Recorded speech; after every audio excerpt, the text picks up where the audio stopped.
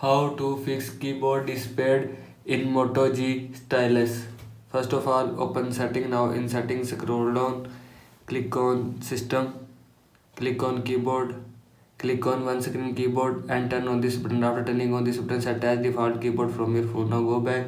After that, restart device, swipe down, open quick setting panel, click on power off icon and click on restart. After click on restart your device. Now go back. After that, clear cache of keyboard, open setting, scroll down, click on apps. Now here you will see app, search keyboard app. Now click on keyboard app, scroll down, click on storage and cache and click on clear cache. After click on clear cache, keyboard will be clear cache from your phone. Now go back. After that, reset all setting, open setting, scroll down, click on system, click on reset options, click on reset device setting and again click on reset device setting. All setting will be reset from your phone. This is how you can fix keyboard disappeared in Moto G Stylus. I hope so you like this video and thanks for watching this video.